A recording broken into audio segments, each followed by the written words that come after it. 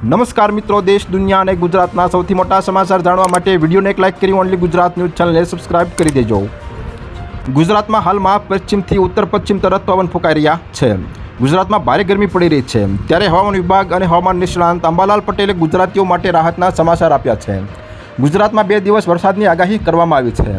હવામાન વિભાગે આગામી 7 દિવસ હવામાનમાં કોઈ મોટો ફેરફાર થવાની શક્યતા દર્શાવી નથી।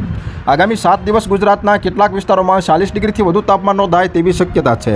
પેટ્રોલ, ડીઝલ અને ગેસના હવે ગંભીર મુદ્દા પર કેન્દ્ર સરકારે પોતે સામે આવીને વાસ્તવિક સ્થિતિ સ્પષ્ટ કરી દીધી છે, જે સામાન્ય જનતા માટે મોટી રાહતના સમાચાર છે।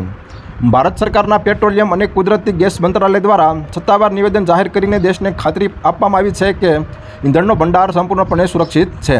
મંત્રાલયે જનતાને અપીલ કરી છે કે તેઓ પેનિક બોઈંગ એટલે કે ગભરાટમાં આવીને બિનજરૂરી ખરીદી કરવાનું બંધ કરે, કારણ કે દેશમાં ઉત્પાદન માંગ કરતાં ઘણું વધારે છે।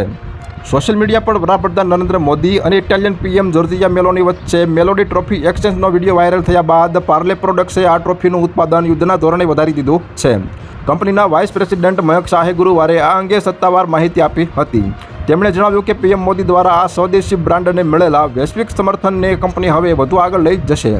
માર્કેટમાંથી મળેલા આ શરૂઆતી ફીડબેક મુજબ ડિસ્ટ્રીબ્યુટર તરફથી અચાનક ભારે ડિમાન્ડ આવી રહી છે। પ્રધાનમંત્રી નરેન્દ્ર મોદીએ ગુરુવારે કેન્દ્રીય મંત્રી પરિષદની એક લાંબી અને મહત્વની બેઠકની અધ્યક્ષતા કરી હતી। આ બેઠક નવી દિલ્હીના ભારત મંડપમમાં યોજાઈ હતી અને લગભગ 4.5 કલાક સુધી ચાલી હતી। આ બેઠકમાં પીએમ મોદીએ મંત્રીઓને સ્પષ્ટ મેસેજ આપ્યો છે કે સરકારના તમામ પેન્ડિંગ કામ ફટાફટ પૂરા કરવામાં આવે અને કામકાજમાં તેજી લાવે। આ બેઠક સાંજના 5 વાગ્યાથી શરૂ થઈ હતી અને મોડી રાત સુધી ચાલી હતી।